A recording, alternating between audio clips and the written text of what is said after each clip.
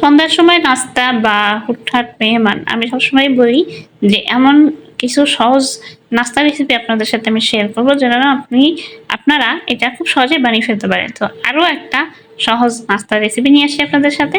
আসসালামু আলাইকুম, welcome to my cooking page. আজকে আমি আপনাদের সঙ্গে শেয়ার করবো হচ্ছে এটা ব্রেড দিয়ে চিকেন একটা রোল রেসিপি। প্রথমে আমি রোলের ভিতরে যে স্টাফিংটা থাকে ওইটা আমরা তৈরি করব। এখানে পেঁয়াজ কুচি, কাঁচামরিচ কুচি দিয়ে কিছু সময় নেড়ে চেড়ে এর ভিতরে আছে মুরগির মাংস, একটু কুচি করে রাখা মুরগির মাংস অ্যাড করে দিব।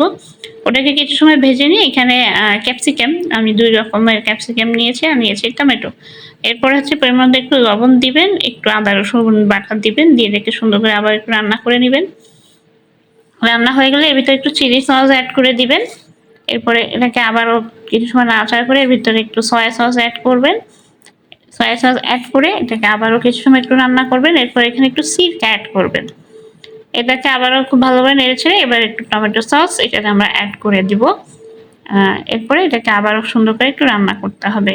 মানে ক্যাপসিকাম মুরগির মাংসটা যাতে খুব সুন্দর মতো কুকড হয়ে যায়। এখানে আমাদের স্টাফিংটা অলমোস্ট ডান, রান্না হয়ে গেছে। এবার আমি রোলের প্রসেসটা দেখাবো। এখানে পাউরুটিটা আপনি চারপাশের লাল অংশটুকু কেটে নিয়ে বেলনের সাহায্যে এটাকে একটু চেপে বেলে দিবেন যেন এটা একটু বড় হয়ে যায়, একটু পাতলা হবে, একটু সাইজও বড়। এটা হয়ে গেলে এবার এর ভিতরে একটু ময়দা অ্যাড করবেন, সাথে একটু পানি দিয়ে এটাকে সুন্দর করে একটু গুলিয়ে নেবেন। একটা পাতলা একটা ব্যাটার তৈরি হবে।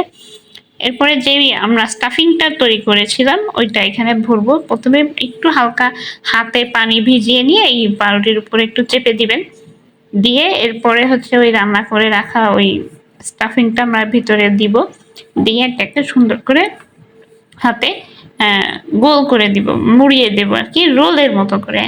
এইভাবে এই মাঝখান থেকে একটা ভাঁজ দিয়ে এখানে একটু চেপে দিবেন যাতে মুখটা খুব সুন্দর করে এঁটে যায়। এটা খুব ভালোভাবে এঁটে যাবে, এটা বারবার ছুটে যাওয়ার কোনো চান্স থাকবে না।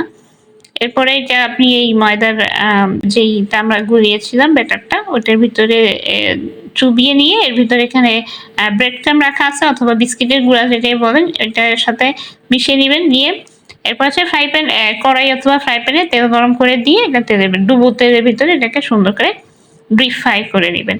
এটা খুব সুন্দর একটা ব্রাউনিশ কালার চলে আসবে। ডিপ ফ্রাই হয়ে যাওয়ার পরে উল্টে পাল্টে খুব ভালোভাবে এটাকে ভেজে নেবেন। এখানে আমাদের এটা ভাজা অলমোস্ট ডান, এটা হয়ে গেছে। এবার এটাকে তুলে ফেলুন। এরপর এটাকে সস দিয়ে টমেটো সসের সঙ্গে আপনি পরিবেশন করুন। ব্যাস, খুব হয়ে গেল খুবই মজাদার বিকেলের একটা নাস্তা চায়ের সাথে, বেশ খুব ভালোই জমবে।